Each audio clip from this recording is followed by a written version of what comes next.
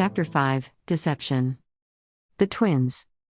Nia was the most beautiful woman I had ever laid my eyes on. It was bizarre to have to dig someone up and rescue her from her own grave and then claim ownership over that same woman as your mother. The act was almost evil, and I have felt guilty about it every day since. And yet, when I look at Miro and glimpse at his utter fondness towards Nia, I could almost swear that we did the right thing. Besides, like what I have been telling myself repeatedly, if someone were pursuing Nia, then keeping her identity a secret meant we were actually helping her. What my twin and I did was unselfish.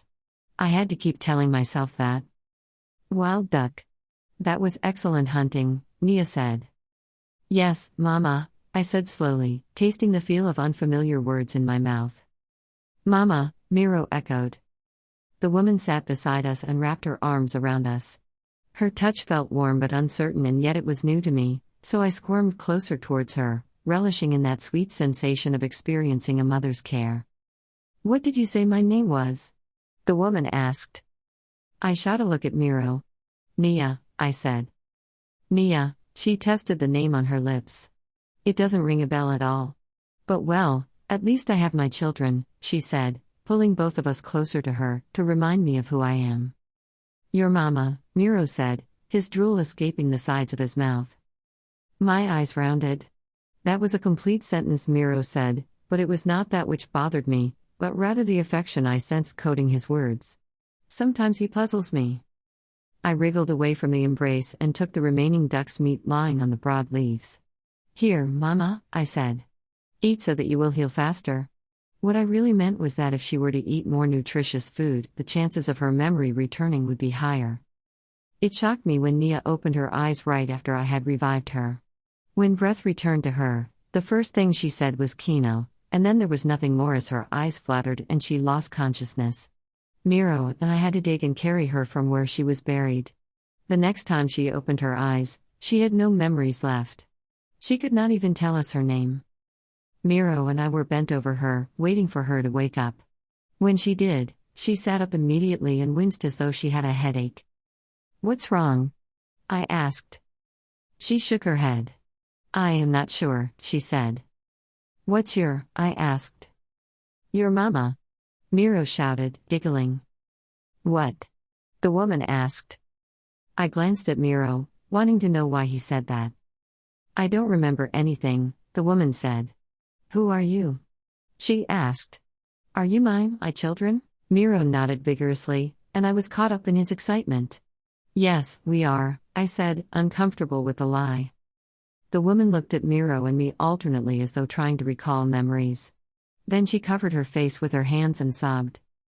I don't remember anything at all, she said with grave worry. Hush, Mama, Miro said. Then he put his arms around her and smiled. I was tense at first, but then, nothing stopped us from making her believe she was our mother. The gods have been unkind to us for 14 moon turns. Maybe it was their way of telling my brother and me that they had not forgotten about us. Maybe there is still a good chance for us to be happy. I inched towards her and hugged her tightly. Before I knew it, I was stroking Nia's back in an effort to comfort her in between her sobs. It's all right, Mama. It doesn't matter. What's important is you're here with us, I said. It has only been a few weeks, and now, I cannot imagine not having Nia in our lives. Eat, Mama, I coaxed. Nia smiled at me. There was something so genuine in her smile. Thank you, Goami, she said. One of these days, I will remember who I am, and when that time comes, I can be a better mother to both of you. I swallowed nervously.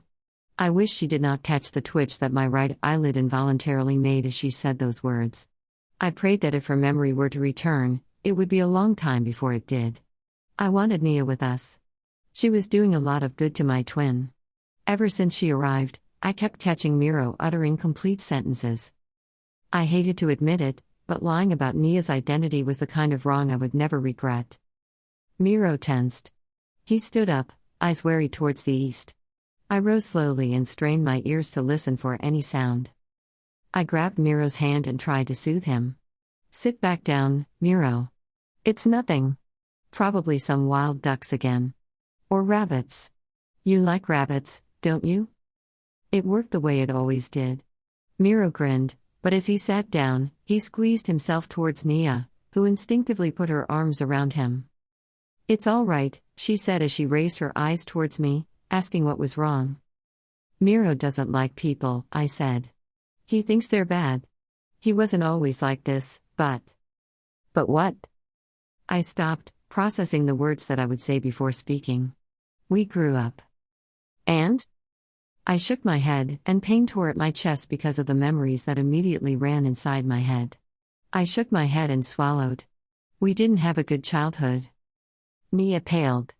"I'm so sorry," she said, almost teary-eyed as if it were her fault. I shrugged and said, "Don't worry, Mama. It wasn't your fault." "Never was." Nia was quiet after that. Her face turned ashen just the same. "It was no one's fault," I said, trying to sound cheerful. I squeezed Nia's hand to assure her everything was all right now. She looked concerned, and so she held Miro's face in both her hands. "Nobody's going to hurt you, sweetheart," she said.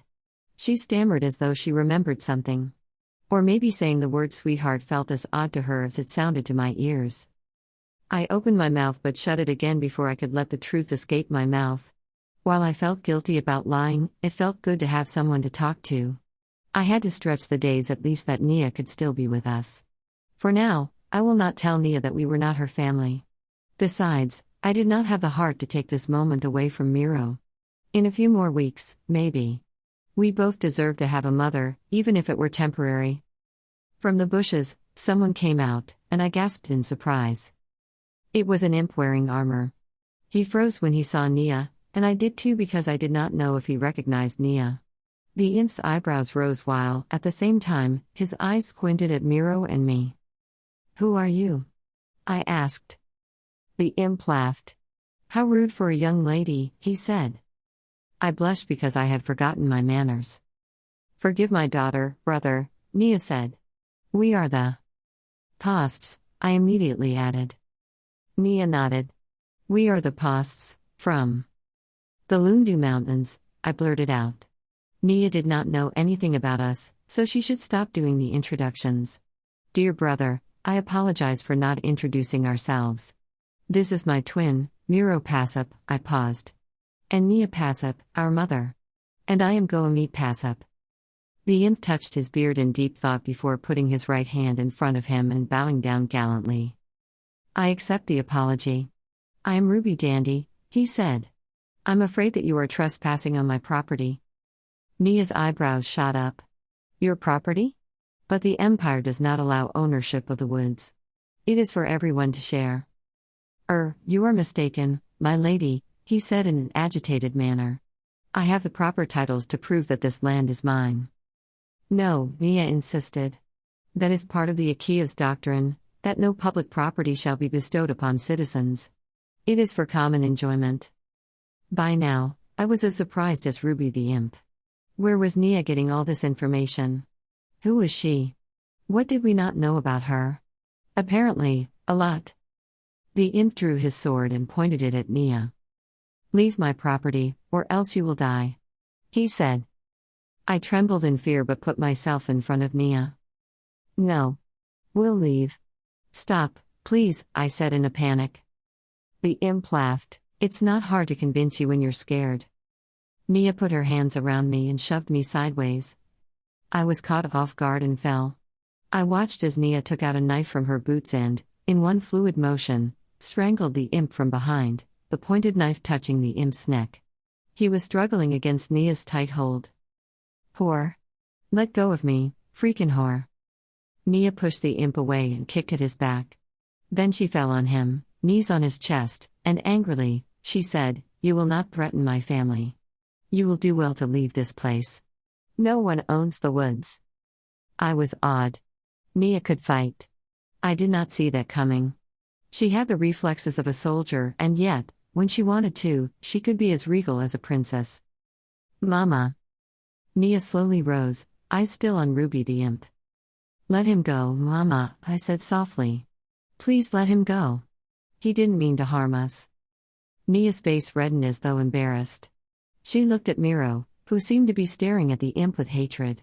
His mouth was half open, and his fists were clenched. Nia quickly strode to where Miro was and squeezed his hand. Then she pulled him close to her and kissed the side of his head. "It's all right, Miro. It's all right," she kept on whispering. I caught her eyes and shivered. She was acting on instinct. A mother ready to protect her children. A warm feeling filled my chest upon knowing that after so many moon turns of praying to the gods, they had finally heard our pleas. Someone is here to protect us. It mattered not that she was not our birth mother. What is important now is that she does not know she was not. Ruby sat up, and his eyes turned into slits as his hand fumbled towards his belt. It was too late for me to react upon seeing that he was taking out a hidden dagger. His arm was raised, and the blade caught the light as it sped through the air and struck Nia in the leg. Nia gasped and fell, kicking her legs to shun the pain. Miro yelled, and the moment he did, I covered my ears and tears streamed down my cheeks, afraid of what my twin might do. The imp ran away after seeing Nia fall, but he made it only a few yards away from us before his body slowly sagged to the ground. He rolled over and clutched at his chest. Then his hands went limp and fell to his sides. "Mama." I ran towards Nia. "I'm all right," she said. She pulled at the dagger in one quick movement and winced. She threw it away, and it pierced an unknowing tree. She stood up and limped towards the imp. "He's gone, Mama," I said. I did not know how to explain it to her. How could it be? "Heart. Frozen," Miro mumbled as his head bowed down deeply against his knees as he sat down. I put a hand over his shoulders. "He's a bad man, don't blame yourself," I told my twin. "You can do that?" Nia asked, astounded. Miro still had his head tucked between his knees, ashamed of what he had done. "He can. But whatever he freezes, I can bring back." Nia was carefully considering what I was saying. "I can bring the imp back to life if I want to." It sounded to me like a statement, but it was really a question. I wanted to ask Nia if I should bring the imp back. We were not murderers. Nia's eyes clouded. "Do we have a choice?" She stared at the imp as though she was uncertain. Then she turned to look at Miro and me and shivered. In a trembling voice, she added, "Let's find him. Then we will give him back his life." It was a wise suggestion. Nia and I looked for vines to use while Miro sat, staring emptily into the air.